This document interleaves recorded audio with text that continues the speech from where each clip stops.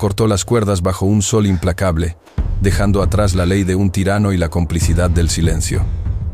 Llevaba en su vientre una nueva vida, y sobre sus hombros el peso de ser una fugitiva, pero en la aridez del desierto, encontró un propósito en los ojos de un guerrero inocente, un hombre cuya libertad se convirtió en la suya. Antes de continuar, que Dios te bendiga, y que nunca te falte la salud, el amor y la esperanza en tu camino. Y ahora mismo cuéntanos, ¿desde dónde nos estás siguiendo? Bajo un sol que no perdonaba, un hombre estaba atado entre el cielo y la tierra, esperando un veredicto que solo la muerte parecía poder dictar. El desierto no conoce la piedad, y en Redemption Gap, sus habitantes habían olvidado su significado. El año era 1875, y el calor del mediodía caía como un martillo sobre la plaza del pueblo, aplastando cualquier sombra de esperanza. El aire, espeso y cargado con el polvo rojizo del desierto de Chihuahua, olía a tierra reseca y a miedo. Las construcciones de adobe, de un color ocre apagado, parecían sudar bajo el castigo del cielo, y el silencio que reinaba era más pesado que cualquier grito. Era un silencio cómplice, tejido con las miradas bajas de los aldeanos que formaban un semicírculo a una distancia prudente. En el centro de todo, atado de muñecas y tobillos a 4 estacas de hierro hundidas en el suelo agrietado, estaba Taza. Su cuerpo, cubierto solo por un taparrabos raído, era un mapa de sufrimiento. La piel tensa sobre los músculos, quemada por el sol, y la sangre seca dibujando líneas oscuras desde las cuerdas que mordían su carne. A pesar del dolor que nublaba su visión, su espíritu apache se negaba a quebrarse. Mantenía la cabeza erguida, la mandíbula apretada, y sus ojos oscuros, aunque febriles, observaban a su verdugo. Silas Kane se erguía con una arrogancia que parecía desafiar al propio sol. Vestía de negro, impecable a pesar del polvo, su figura alta y delgada proyectando la única sombra nítida en toda la plaza. Su objetivo era claro: hacer de Taza un ejemplo, una advertencia tallada en carne y hueso para cualquiera que osara desafiar su autoridad. Levantó una mano, y el murmullo expectante de la multitud cesó al instante. Su voz resonó, clara y metálica. Este hombre, este extraño, fue encontrado con oro que no le pertenecía. Nuestro oro, dijo, su mirada recorriendo los rostros de los presentes. Pero somos un pueblo justo. Dejaremos que los espíritus decidan su destino. Si lo consideran inocente, que sobreviva 3 días y 3 noches bajo el sol.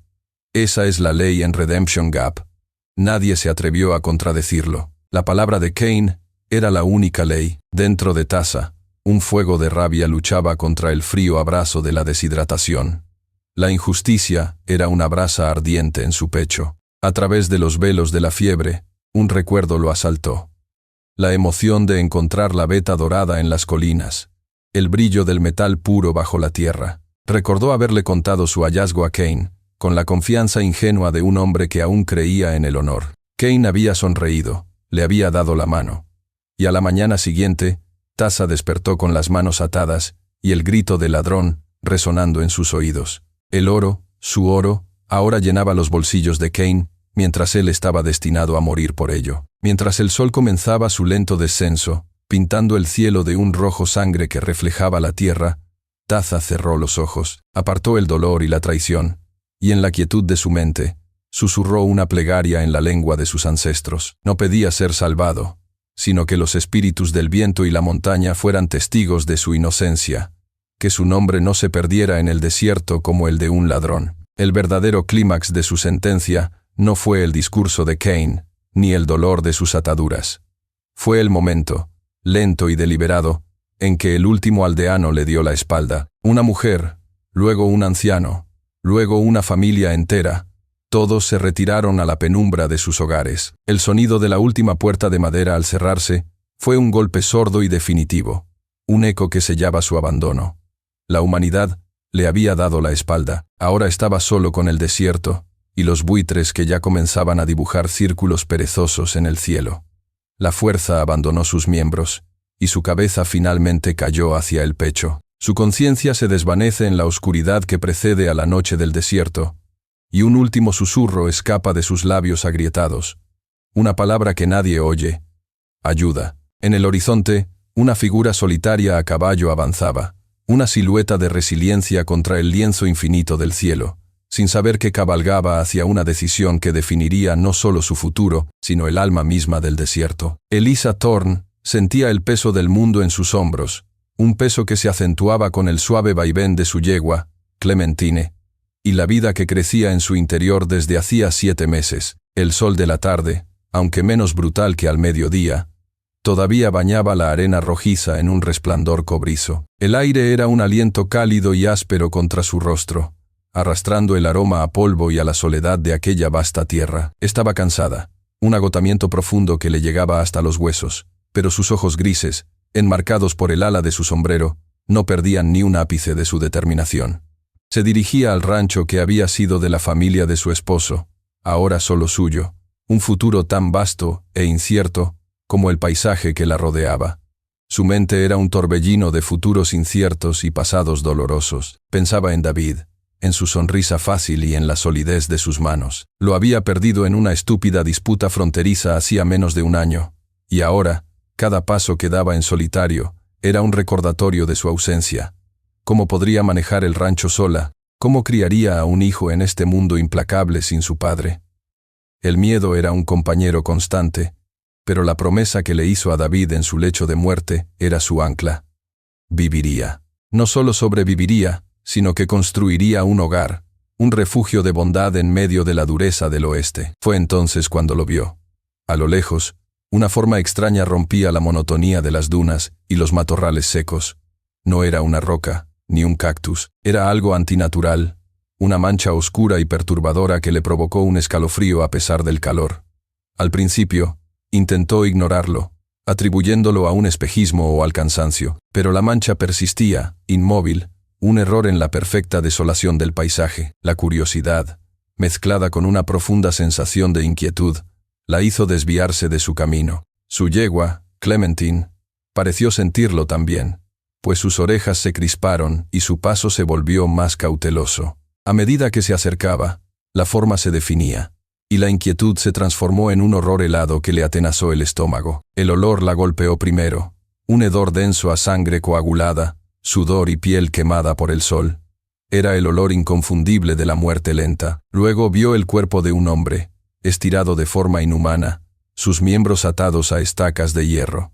Clementine se detuvo bruscamente, resoplando con nerviosismo. Eliza desmontó con una lentitud deliberada, su mano protectora yendo instintivamente a la curva de su vientre. Cada paso hacia la figura era un esfuerzo, como si caminara contra una corriente invisible de crueldad. Se arrodilló a su lado, y el aliento se le quedó atrapado en la garganta. Era un hombre apache, su largo cabello negro esparcido como un abanico de tinta sobre la arena. Su pecho apenas se movía, un movimiento tan superficial que podría haber sido una ilusión del calor danzante. Estaba vivo. Vio sus labios, agrietados y cubiertos de polvo, moverse. Un sonido gutural, apenas audible, escapó de su garganta. «Agua, por favor». La voz era un eco de la muerte, pero era una voz humana, una súplica que trascendía raza y circunstancia. El corazón de Eliza se encogió. Miró a su alrededor, a la inmensidad vacía que parecía juzgarla. Dejarlo allí era sentenciarlo a muerte. Salvarlo significaba desafiar la ley no escrita de aquella tierra, una ley dictada por hombres como Silas Kane, cuya crueldad era una leyenda susurrada en el viento. El miedo, frío y paralizante, la invadió. Pensó en su hijo, una vida inocente que dependía enteramente de su prudencia. ¿Qué derecho tenía a arriesgar la seguridad de ambos por un extraño, por un salvaje a los ojos de sus vecinos? Por un instante, la lógica de la supervivencia le gritó que montara a su yegua y se alejara, que olvidara lo que había visto. Era lo sensato, era lo seguro. Fue entonces cuando la voz de David, su amado David, resonó en su memoria, tan clara y firme como si estuviera a su lado. Recordó una tarde, sentados en el porche, mientras veían a un capataz maltratar a un joven peón. David había intervenido, tranquilo pero inflexible. Más tarde, le dijo a ella: «Si guardamos silencio ante la injusticia, Eliza, también somos culpables. Nuestro silencio les da poder». La lucha dentro de ella fue una batalla silenciosa y terrible. El bebé dio una patada suave, un recordatorio de la vida que protegía. pero también un recordatorio de la humanidad que no podía abandonar. Finalmente, miró el rostro del hombre. Vio una lágrima seca surcando el polvo de su mejilla, y supo que no había elección. Solo había un camino. Con un movimiento decidido, sacó de su cinturón el cuchillo de caza de David, su acero brillando bajo el sol poniente. Hemos dedicado mucho tiempo y esfuerzo para escribir esta historia. Si no te gusta, dale like.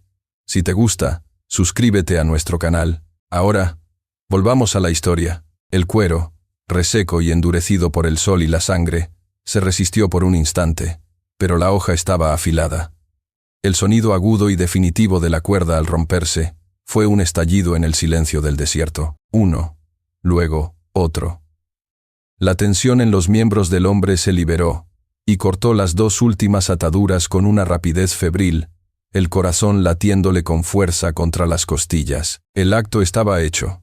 Un punto sin retorno marcado en la arena. Mientras el cuerpo inerte de Taza cae sobre ella, un grito resuena desde la cima de una duna cercana. Tú, la mujer, ¿qué estás haciendo? Han sido descubiertos, ya no había vuelta atrás.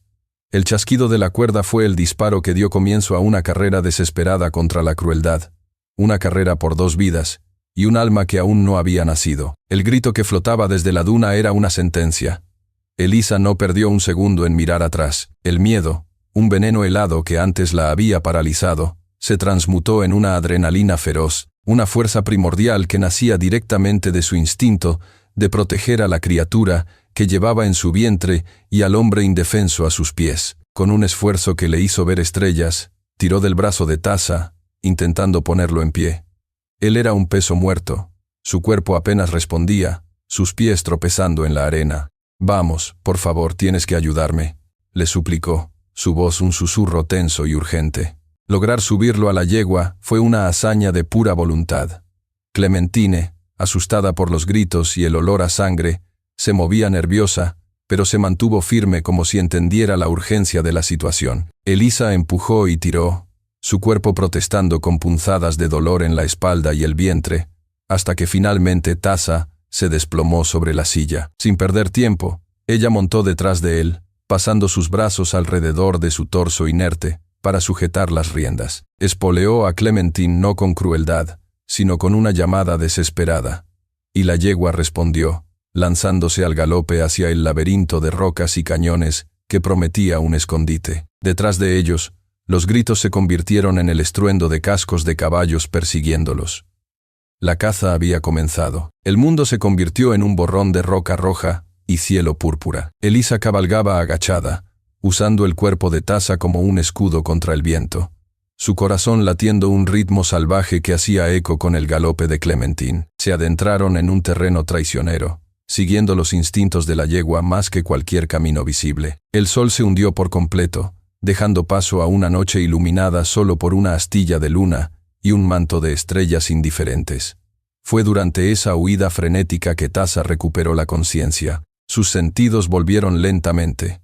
El olor a sudor de caballo, el sabor a polvo en su boca, y el calor del cuerpo de la mujer que lo sostenía. Giró ligeramente la cabeza, sus ojos tratando de enfocarla en la penumbra. «¿Por qué?», preguntó, su voz ronca y rasposa, apenas un susurro por encima del viento. «¿Por qué me salvas?».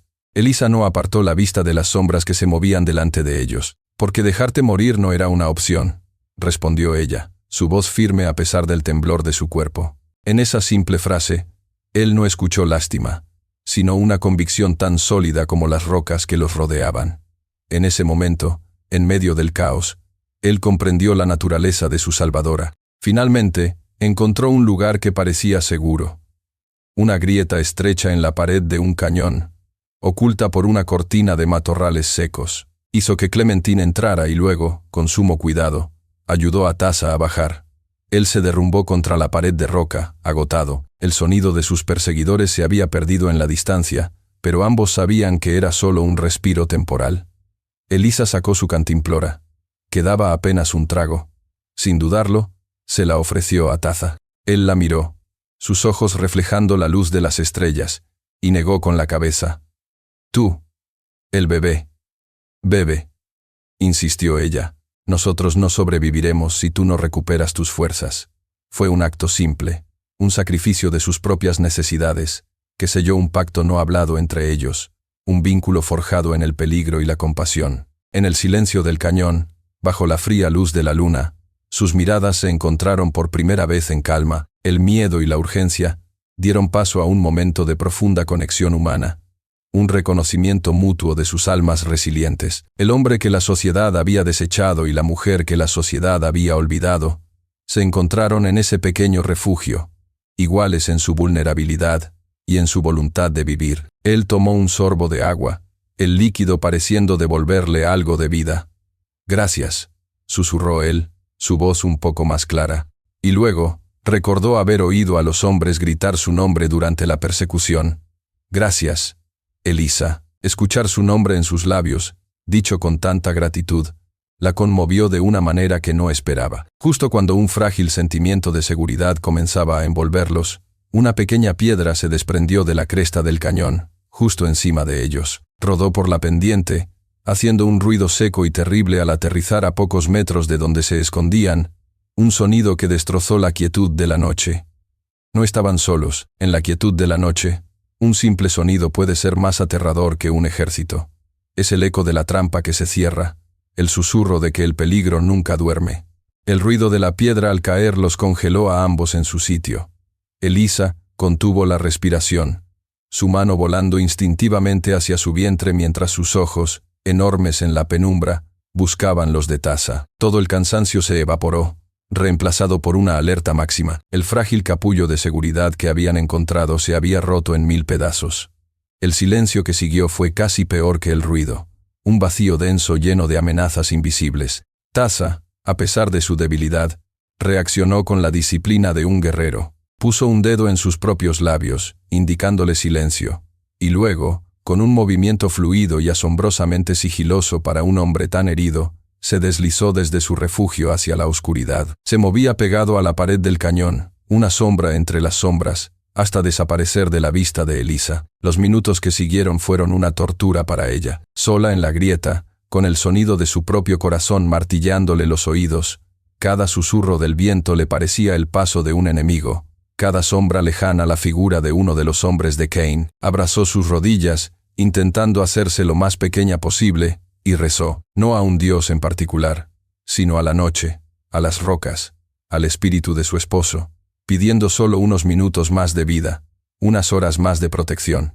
Finalmente, la sombra de Tasa reapareció en la entrada de la grieta, tan silenciosa como se había ido. «Un animal», susurró, su voz apenas una brisa. «Probablemente un coyote asustado por nuestro olor, pero nos ha hecho un favor». Elisa lo miró, confundida. «Nos ha recordado», continuó él, «que este lugar no es seguro. Al amanecer, nos encontrarán». Se prepararon para partir en el frío cortante que precede al alba. Mientras Clementine bebía de un pequeño charco de agua estancada que Tasa había encontrado, Elisa insistió en atender sus heridas. Rasgó un trozo de tela de sus propias enaguas, creando una venda improvisada. Él se sentó en silencio mientras ella limpiaba la suciedad y la sangre seca de los profundos cortes en sus muñecas. Sus manos, aunque temblorosas por el agotamiento, eran suaves y cuidadosas. Fue en este momento de cercanía, bajo la luz pálida de la luna menguante, que la barrera final entre ellos se derrumbó. La confianza, nacida de la necesidad, ahora se cimentaba en el cuidado. «Cain no se detendrá», dijo Tasa en voz baja, rompiendo el silencio. «No es solo por haber escapado». Elisa levantó la vista de su trabajo, sus ojos pidiéndole que continuara, y entonces él le contó toda la historia. Le habló de cómo, siguiendo las antiguas enseñanzas de su pueblo, había aprendido a leer la tierra, a ver los secretos que escondía bajo su piel. Le contó cómo había encontrado una veta de oro en las colinas, no por codicia, sino como una posible forma de comprar un pasaje seguro para los restos de su familia hacia el norte. Le habló de su error, de su ingenua confianza en Silas Cain, a quien había ofrecido la mitad del hallazgo a cambio de herramientas y protección legal. «Él me dio su palabra», dijo Tasa, y en su voz había un eco de la profunda herida de la traición. «Y a la mañana siguiente, me acusó de ser el ladrón que le había robado a él y al pueblo». Justo cuando Tasa terminaba su relato, una brisa helada se coló por el cañón, trayendo consigo algo más que el olor a tierra mojada. Traía el sonido inconfundible de caballos moviéndose con cuidado, y el murmullo ahogado de las voces de varios hombres. Instintivamente, Taza la empujó de nuevo hacia la grieta, y ambos se ocultaron en las sombras más profundas, conteniendo la respiración. El momento en que Elisa asimiló la verdad fue un golpe silencioso pero devastador.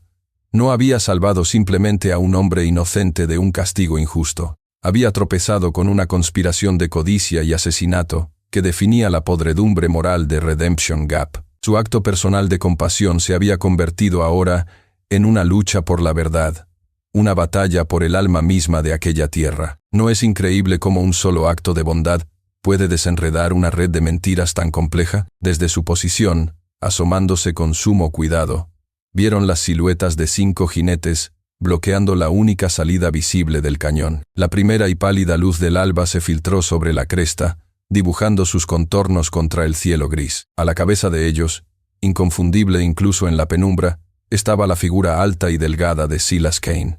No había escapatoria. Estaban en una trampa, con las paredes del cañón como barrotes y el asesino de sus esperanzas como carcelero. Cuando todos los caminos están cerrados por el enemigo, la única salida es atravesar el fuego. Para Elisa y Taza, el fuego tenía un nombre y una sonrisa cruel: Silas Kane. Atrapados en el fondo del cañón, con el amanecer revelando su precaria posición, la desesperación era un sabor metálico en la boca de Elisa. El aire olía a derrota, pero Taza, a pesar de su cuerpo malherido, no veía paredes, sino oportunidades. Sus ojos de rastreador, acostumbrados a leer los secretos de la tierra, escudriñaron la pared rocosa. No buscaba un camino, sino una improbable posibilidad. Y la encontró. Allí, susurró, su voz un graznido seco, señalando con la barbilla una línea casi invisible que zigzagueaba por la pared del acantilado. Un sendero de cabras. Es peligroso, pero es el único camino. La escalada fue una agonía silenciosa, una oración rezada con los músculos y la voluntad. Cada saliente era una prueba, cada grieta un desafío a su agotamiento. Taza, debilitado, se movía con una memoria muscular que su cuerpo apenas podía sostener. Elisa lo seguía, su propio cuerpo pesado por el embarazo, sus manos arañadas y sangrantes por la roca afilada que se clavaba en su piel. El miedo a la caída era una bestia que le roía las entrañas, pero el miedo a lo que les esperaba abajo era aún mayor. Se ayudaban mutuamente en un silencio lleno de comunicación. Una mano ofrecida para estabilizar, un empujón suave para superar un obstáculo. No eran un guerrero y una granjera, sino 2 seres humanos unidos por la simple y feroz voluntad de vivir un minuto más. Con un último esfuerzo que les robó el aliento y les dejó los pulmones en llamas, se arrastraron sobre el borde y llegaron a la cima de la cresta, solo para encontrar que el fuego los había seguido. Allí estaban, Silas Kane y sus 4 hombres, montados a caballo como jinetes del apocalipsis, bloqueando su camino en la estrecha meseta. El sol naciente a sus espaldas los convertía en siluetas negras y amenazantes. El precipicio caía a pico a la espalda de Elisa y Taza, un vacío hambriento que prometía un final rápido. No había a dónde ir. Kane sonrió, una mueca de triunfo que le heló la sangre a Elisa. «Vaya, vaya», dijo, su voz goteando un desprecio que manchaba el aire puro de la mañana. La paloma y el cuervo, pensando que podían volar fuera de mi nido. Se dirigió directamente a Elisa, su mirada recorriendo su figura con una insolencia calculada, deteniéndose en su vientre. «¿Proteges a este salvaje, llevando a mi futuro peón de rancho en tu vientre? El hijo de David Thorne trabajará mis tierras. Deberías estar en casa, cosiendo, no jugando a ser una heroína». La humillación y la amenaza directa contra su hijo nonato, la profanación del nombre de su esposo, encendieron algo en Elisa. Fue un fuego frío y furioso que quemó todo su miedo. Vio cómo 2 de los hombres de Kane desmontaban, acercándose a ellos con las cuerdas en la mano, sus rostros impasibles. Fue entonces cuando Taza actuó, no con la fuerza de un guerrero en su apogeo, sino con la astucia de un superviviente. Se agachó, agarró una roca del tamaño de un puño, y aprovechando un destello del sol que cegó momentáneamente a sus adversarios, la arrojó con una precisión desesperada. La roca impactó en la sien de uno de los hombres con un ruido sordo y desagradable. El hombre cayó como un saco, sin un gemido. El segundo se abalanzó sobre Taza, y ambos rodaron por el suelo en una lucha torpe y brutal, levantando nubes de polvo. Kane, irritado por el contratiempo, levantó su rifle, apuntando al tumulto de cuerpos en el suelo, esperando un tiro limpio para acabar con Tasa. Elisa lo vio. Vio el cañón del rifle, la intención asesina en los ojos de Kane, y el mundo pareció moverse en cámara lenta. En ese instante, supo que la compasión y la huida ya no eran suficientes. Kane no se detendría. Los cazaría y los mataría. Sin pensar, sin dudar, solo con el instinto puro de proteger la vida que había salvado y la que llevaba dentro, buscó en el pequeño bolso de su silla de montar. Sus dedos, temblorosos, encontraron la culata fría y pesada del viejo revólver de David. Era un arma que él guardaba para emergencias, un objeto que ella siempre había mirado con aprensión. Nunca había disparado en su vida, pero en ese momento se sintió como una extensión de su voluntad, un ancla en la tormenta. Lo levantó con ambas manos, el peso del arma la sorprendió, y por un segundo vaciló. Luego, las palabras de Kane resonaron de nuevo en su mente. Apuntó, no a él, no a un hombre, sino al aire, a la violencia misma. Apuntó cerca de la cabeza del enorme caballo negro de Kane, apretó el gatillo. El estruendo de la detonación fue un trueno que desgarró el aire de la mañana, un sonido brutal que hizo temblar las rocas. La bala pasó silbando junto a la oreja del caballo, y el animal, aterrorizado, se encabritó violentamente, relinchando de pánico y dolor. Un Silas Kane completamente sorprendido, cuyo universo se basaba en el control absoluto, fue arrancado de ese control y arrojado de la silla, aterrizando con un golpe sordo en el suelo polvoriento. En el estruendo de la detonación, la mujer que había sido solo una víctima y una salvadora murió. En su lugar, nació una luchadora. El caos reinó por un instante. Los hombres de Kane estaban distraídos, uno atendiendo a su compañero caído, otro intentando calmar a los caballos asustados. Era su única oportunidad. Ahora Elisa, corre, gritó Tasa, poniéndose en pie a trompicones. Pero ella estaba paralizada, con el revólver aún humeante en sus manos temblorosas, el eco del disparo resonando en sus oídos, sus ojos fijos en la enormidad de lo que acababa de hacer, en el poder terrible que había descubierto dentro de sí misma. A veces, un refugio no es una fortaleza, sino una simple habitación con una lámpara de aceite, donde el silencio permite que las verdades más profundas finalmente se escuchen, y la confianza eche raíces en la tierra del agotamiento. El grito de Tasa, «¡Corre!», finalmente la sacó de su parálisis. El instinto de supervivencia se impuso al shock, y corrió. Agarró a Tasa de la mano, y juntos se lanzaron hacia donde habían dejado a Clementine, oculta en un recoveco de las rocas. Detrás de ellos, los gritos de un furioso Silas Kane se mezclaban con el caos. No miraron atrás. Cabalgaron sin descanso, empujados por la adrenalina y el miedo, dejando atrás el abismo y la violencia. El sol subió en el cielo, volviéndose a convertir en un enemigo implacable, pero ellos siguieron adelante, adentrándose aún más en el desierto, poniendo tanta distancia como fuera posible entre ellos y la sombra de Kane. Llegaron a Silver Creek al anochecer, al borde del colapso total. El pueblo era un mundo aparte de Redemption Gap. Aquí, las calles estaban trazadas con orden. Había faroles de aceite que comenzaban a encenderse, proyectando charcos de luz dorada sobre el polvo. El sonido de un piano provenía de un salón, una melodía de civilización en medio de la nada que sonaba extrañamente reconfortante. Elisa, reuniendo sus últimas fuerzas, se dirigió directamente hacia el edificio que tenía una estrella de hojalata colgada sobre la puerta, la oficina del sheriff. Era un lugar y un hombre que conocía de su vida pasada, un posible ancla en la tormenta que se había convertido su existencia. En el video anterior, les conté la historia de la mujer embarazada que rescató a un hombre apache que tenía la cabeza cubierta. En este video, veremos cómo la mujer salva al hombre apache herido y qué rumbo tomará su vida después. El sheriff Thomas Hale era un hombre robusto, con un bigote espeso y unos ojos que habían visto demasiado como para sorprenderse con facilidad. Pero la visión de Elisa Thorne, viuda de su buen amigo David, embarazada, cubierta de polvo y sosteniendo a un hombre apache malherido, casi lo logra. Se levantó de su silla con un crujido, su rostro una mezcla de incredulidad y profunda preocupación.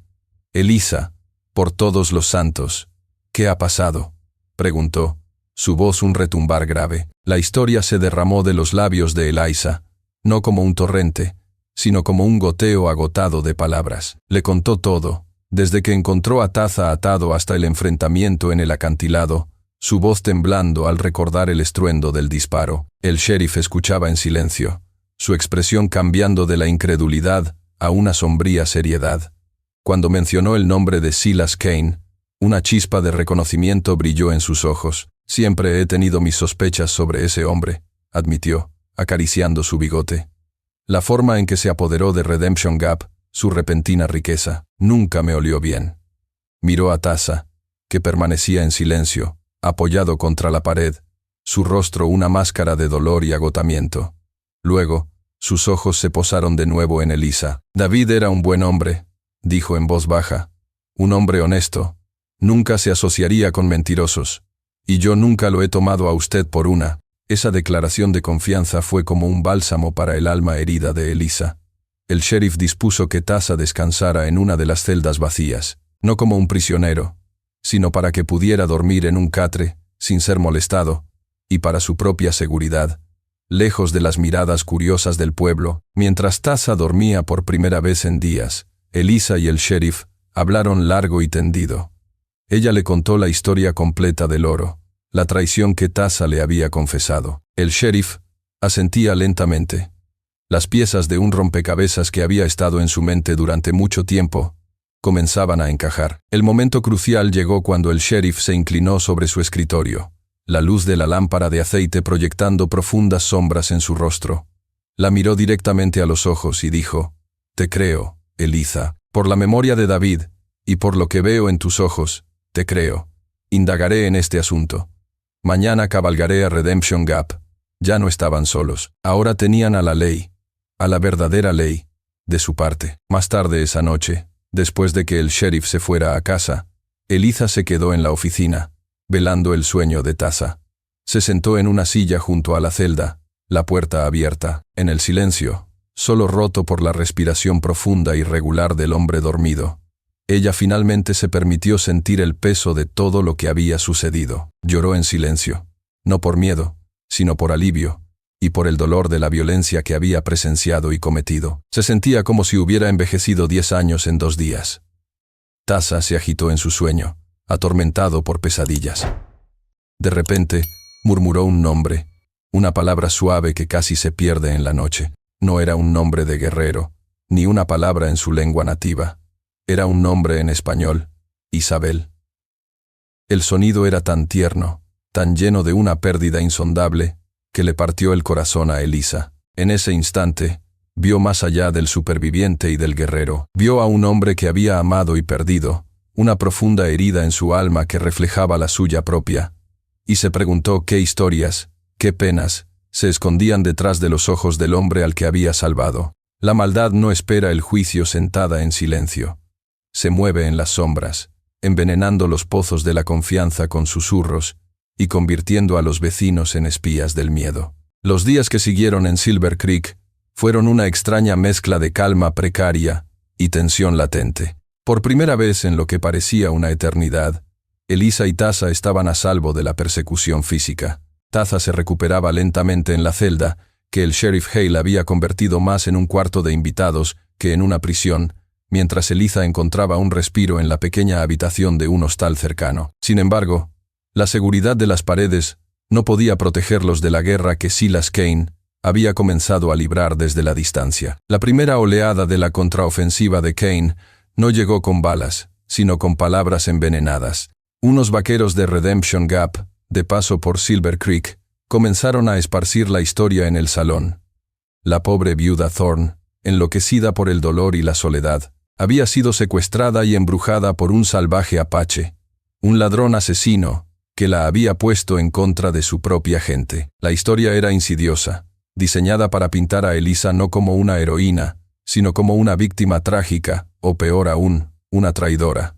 Pronto, Eliza comenzó a sentir el frío de ese veneno. Cuando fue a la tienda general a por provisiones, el tendero, que antes la saludaba con una sonrisa, ahora la atendía con una eficiencia cortante, evitando su mirada. Las mujeres con las que solía intercambiar saludos cordiales, ahora se callaban cuando ella pasaba, reanudando sus susurros solo cuando estaba lo suficientemente lejos. Kane estaba envenenando el pozo, intentando aislarla, despojarla de su credibilidad antes de que el sheriff pudiera presentar cualquier prueba en su contra. Mientras tanto, el sheriff Hale cumplió su palabra.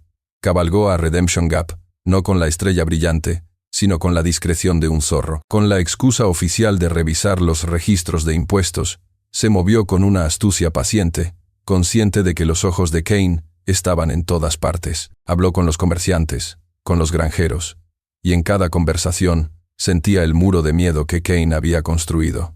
Las respuestas eran evasivas, las miradas huidizas. Su investigación lo llevó a los libros de cuentas de Kane, un desorden de números que a primera vista parecían legítimos, pero que bajo su escrutinio revelaban graves discrepancias. Faltaban registros, las fechas no cuadraban, pero necesitaba más que sospechas.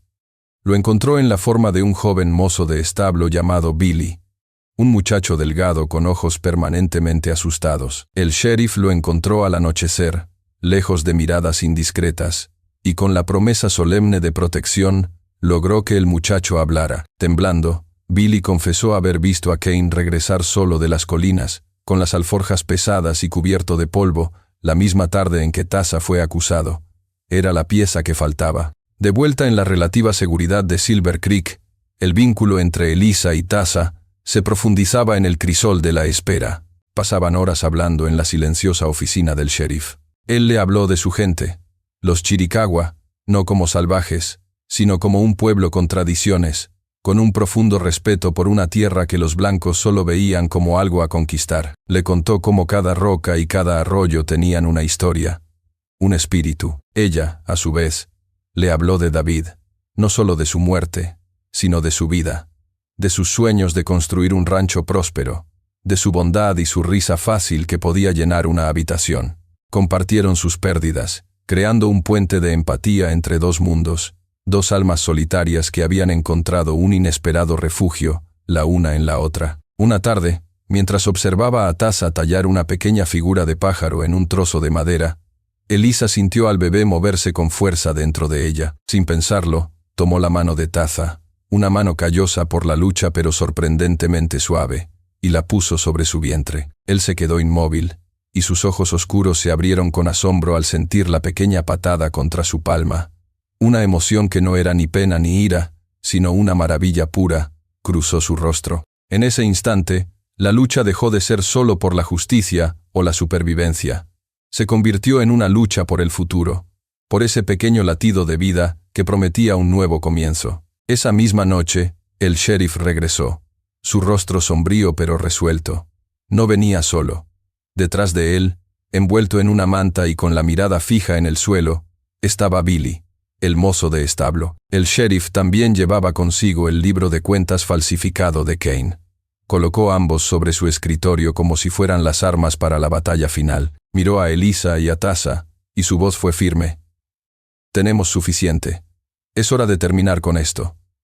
La decisión de volver a Redemption Gap había sido tomada. Justo en ese momento, se oyeron cascos de caballo deteniéndose bruscamente afuera. Un jinete, sudoroso y agotado, entró con una carta. Era un mensaje de Kane para el sheriff, una advertencia apenas velada. En Redemption Gap, resolvemos nuestros propios problemas. Si traes a la mujer y al salvaje de vuelta, te enfrentarás a nuestra justicia, no a la tuya. Era una amenaza directa, un desafío a la ley y una declaración de que la batalla final se libraría en su territorio. Llega un momento en que un pueblo entero debe mirarse en el espejo implacable de la verdad.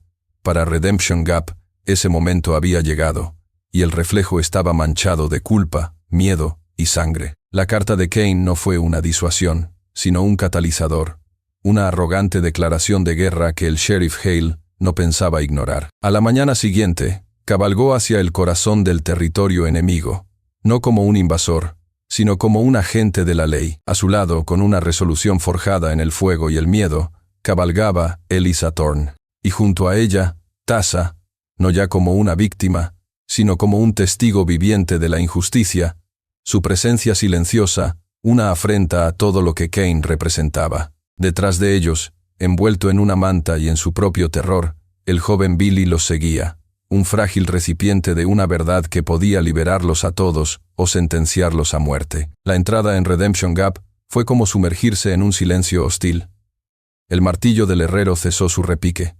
Las mujeres que barrían sus porches se detuvieron, con las escobas suspendidas en el aire. Los hombres que holgazaneaban en la sombra de la cantina se enderezaron lentamente. Todas las miradas se clavaron en ellos, una mezcla de curiosidad, resentimiento y un miedo profundamente arraigado. Elisa sintió el peso de esos ojos, pero mantuvo la cabeza alta, su mano descansando sobre la curva de su vientre, un recordatorio constante de por qué estaba allí. Tasa, por su parte, miró la plaza, el lugar de su tortura, no con odio, sino con una calma glacial, como un hombre que regresa para reclamar el alma que le habían intentado robar. Gracias por haber visto hasta aquí. Si estás ocupado o tienes que salir ahora, dale like a este video para que puedas encontrarlo fácilmente más tarde. Ahora sí, volvamos a la historia. Silas Cain y 3 de sus hombres de confianza los esperaban junto al porche de la cantina, como si estuvieran recibiendo a unos invitados inoportunos. Cain sonreía, la misma sonrisa de depredador que Elisa recordaba del acantilado. Cruzó los brazos, proyectando una confianza absoluta. A sus ojos, esta no era una confrontación, sino el acto final de una rebelión insignificante que estaba a punto de aplastar. «Sheriff Hale», dijo Cain, su voz resonando en la plaza con una falsa cordialidad. «Ha recorrido un largo camino para nada. Veo que ha encontrado a nuestra pobre viuda. Estábamos muy preocupados por ella, y ha traído de vuelta a mi ladrón. Le agradezco que me haya ahorrado el trabajo de cazarlo». El sheriff desmontó con una calma deliberada. El chirrido de sus botas sobre el polvo fue el único sonido en la plaza. «Las leyes son para proteger a los inocentes, Cain, no para enriquecer a los tiranos». Su voz era tranquila, pero tenía el peso del acero. Se plantó en el centro de la plaza, un faro de autoridad en un mar de anarquía. Metódicamente, uno por uno, expuso los hechos. Habló del oro, de los libros de cuentas falsificados donde las cifras bailaban una danza de mentiras. Habló de las fechas que no cuadraban, de la repentina riqueza de Cain, que coincidía con la desaparición de la beta de Tasa. Con cada palabra, la confianza en el rostro de Cain titubeaba un poco, reemplazada por la irritación. «¿Van a creer las palabras de este forastero?», gritó Cain a la multitud, que ahora formaba un círculo tenso a su alrededor. «Un hombre que no vive aquí, que no entiende nuestra forma de vida, o me van a creer a mí, que los he guiado, que los he hecho prósperos».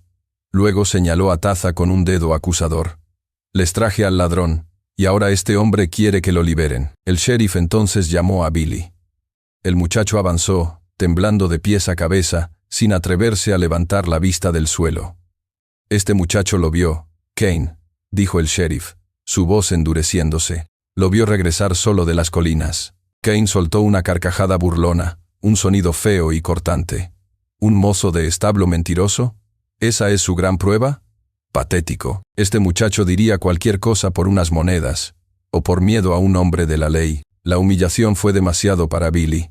Se encogió, las lágrimas brotando de sus ojos, incapaz de hablar. Por un momento, pareció que todo estaba perdido, que la palabra de Cain era demasiado poderosa, su control demasiado absoluto. Fue entonces cuando Elisa dio un paso al frente.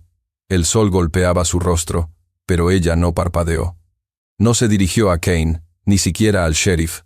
Se dirigió a la gente, a las mujeres que apartaban la mirada, a los hombres que apretaban los puños en los bolsillos. Su voz no era fuerte, pero era tan clara y pura que cortó el aire tenso. «Yo no sé nada de libros de cuentas», comenzó, su voz temblando ligeramente al principio, pero ganando fuerza con cada palabra.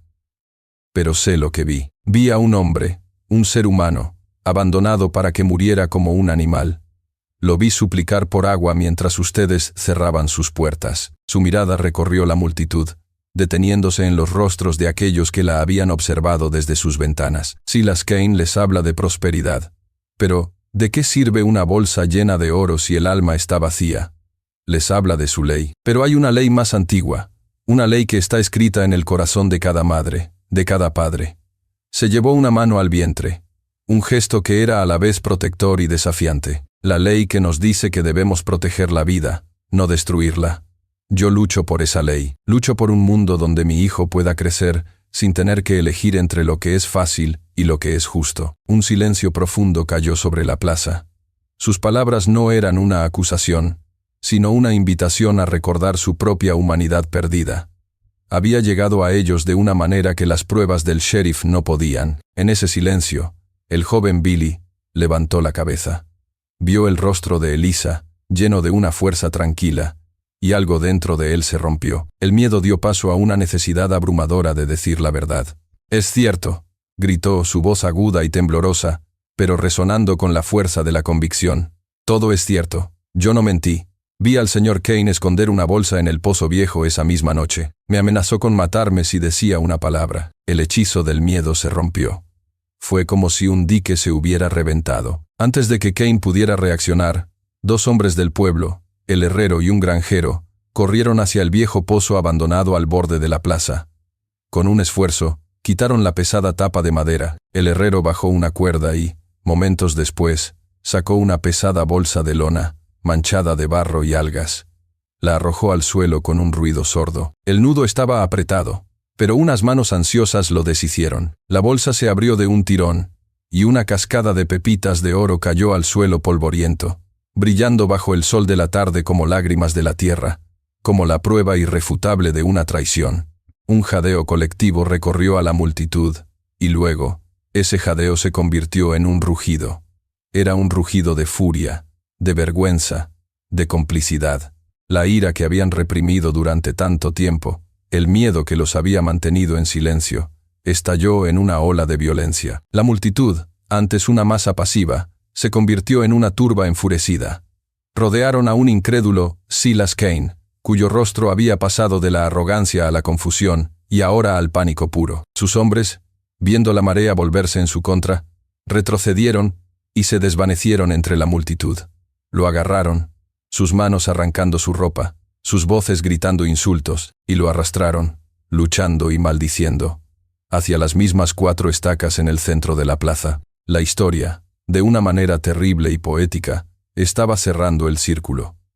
La pregunta quedó suspendida en el aire, tan pesada como el calor. ¿Se convertirían ellos en el monstruo que acababan de derrocar? La justicia puede ser una tormenta amarga, pero cuando pasa, el cielo queda limpio, y la primera luz de un nuevo día contiene la promesa de todos los amaneceres que están por venir. La turba, ciega de rabia, arrastraba a un Silas Kane que gritaba y se retorcía, sus ojos llenos de un terror que él mismo había infligido a otros. Lo llevaron hasta las estacas de hierro, y por un momento terrible, pareció que la sangre volvería a manchar la arena de Redemption Gap, que el ciclo de violencia simplemente cambiaría de verdugo. Pero entonces, una voz tranquila pero firme, cortó el aire. «Deténganse». Taza se interpuso entre la multitud y Kane. No había ira en su rostro, solo una profunda y cansada tristeza. Miró a los rostros de los hombres y mujeres que, hacía solo unos días, lo habían observado morir en silencio. «No se conviertan en él», dijo, su voz resonando con una autoridad moral que ninguno podía desafiar. «Durante demasiado tiempo, han vivido bajo la sombra de su miedo. No dejen que ahora su veneno los infecte. La venganza solo engendra más venganza». Señaló con la cabeza al sheriff Hale, que observaba la escena con la mano en su revólver, pero esperando. «Dejen que la ley se encargue. Nuestro camino, a partir de hoy, es construir, no destruir». Las palabras cayeron como agua fresca sobre una tierra reseca. La furia en los ojos de la multitud se desvaneció, reemplazada por la vergüenza. Se miraron unos a otros, como si despertaran de un mal sueño, y lentamente, las manos que sujetaban a Kane lo soltaron. Retrocedieron, dejando a un Kane tembloroso y derrotado a los pies del sheriff. La justicia, no la venganza, había prevalecido. Mientras el sheriff se preparaba para llevar a Kane a una prisión federal, se acercó a Elisa y a Taza. Se quitó el sombrero, un gesto de profundo respeto. «Ustedes dos», dijo, tocando la estrella de hojalata en su pecho, «me recordaron para qué sirve realmente esta insignia. La libertad siempre tiene un precio». Más tarde, mientras el sol comenzaba a teñir el horizonte de tonos dorados y púrpuras, Elisa y Taza se preparaban para partir. Habían decidido no quedarse. Su futuro no estaba en las cenizas del pasado de Redemption Gap. sino en un lugar nuevo que pudieran construir juntos, en las tierras que Taza conocía, donde su hijo pudiera crecer libre, sin conocer el peso del odio. Se detuvieron en la cima de una colina, contemplando por última vez el pueblo que dejaban atrás. La luz del atardecer era suave y cálida, una caricia en comparación con el sol abrasador que los había recibido. Elisa puso una mano sobre su vientre, sintiendo el suave movimiento de la vida en su interior. El sheriff tenía razón, dijo en voz baja. Un alto precio por la libertad. Ella miró a Taza, y en sus ojos no había ni una sombra de arrepentimiento. Una sonrisa cansada pero genuina iluminó su rostro. Un precio que valió la pena pagar, respondió ella. Taza extendió su mano y la cubrió con la de ella, sus dedos entrelazándose sobre la promesa de su hijo.